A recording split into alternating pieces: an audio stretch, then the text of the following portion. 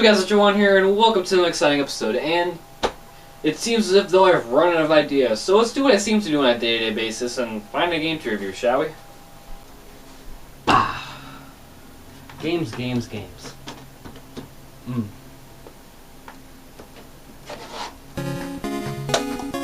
This one's a good one.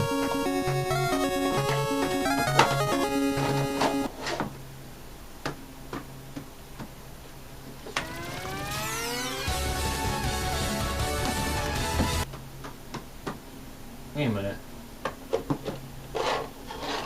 The heck is this? Well, just by looking at the box art, today we'll be looking at Amagon and NES. Hey, another NES review. I just never seem to run out of these.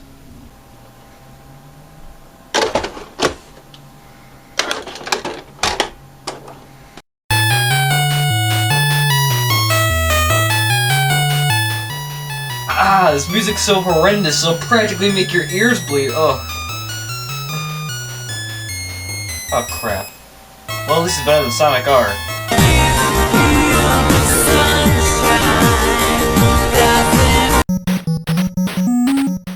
Released as Suddenly Macho Man in 1988 Japan and a year later in America, Amagon received mixed reviews amongst critics, receiving an average 2 out of 5 from Allgame and 78% from Game Freaks 365. Honestly, I have no idea who any of these critics are, so I have no idea what to expect from the gameplay.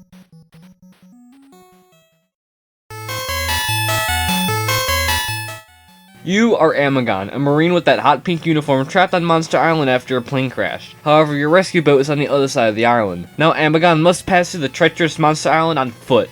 No, but seriously, hot pink uniform?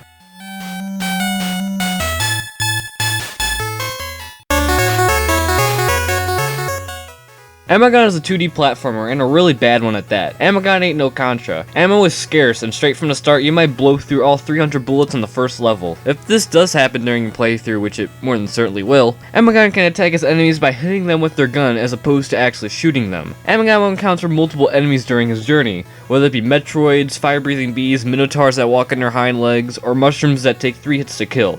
You know, the usual. Some enemies might even drop a Mega Key, which when collected, Amagon can transform into Megagon. Megagon can take a few more hits than that puny one-hit death Amagon, but instead of using his rifle, Megagon defeats all his enemies by using his fist. Sounds rad, but Megagon is such a wider hitbox than Amagon, making him exposed to open fire. Only a few bullets will take him down. Now that I've covered the game's basic mechanics, let's talk about the main reason why I despise what some consider a classic: the control and the enemy placement. The enemy placement is simply terrible. Enemies will spawn completely out of nowhere, and will make that one-hit death rule become really annoying. It gets even worse when you find out the fact that the enemies respawn faster than meets the eye. It's nothing more than trial and error to understand the level and react fast enough to what's coming towards you. And yes, for the first time ever in the history of the show, I used a Game Genie just so I could show you the later levels, because without it, you'd be staring at this screen the entire game. Some people might say it takes skill to master some games such as Ninja Gaiden and Castlevania, which it does, but then there are those NES games which only true Game Genies can conquer, such as Silver Surfer and Teenage Mutant Ninja Turtles. Amagon is one of those types of games that are brutally hard from the start and only get harder as they progress. Sure, as I mentioned, the enemies and their placement is complete crap, but the main issue that I have with this game is the control.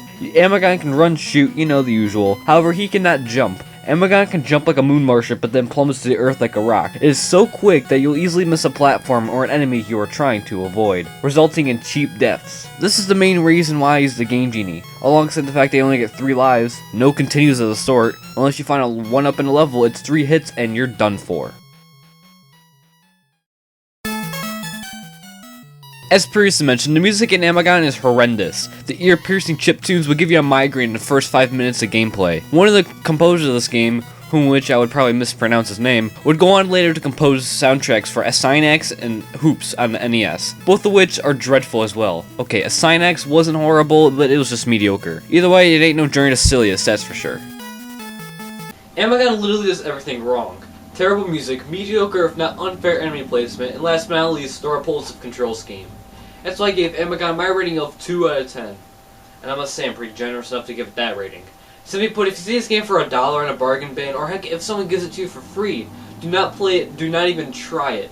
It is simply the worst game ever made. And that's a statement I'm going to stand by for a while. What the...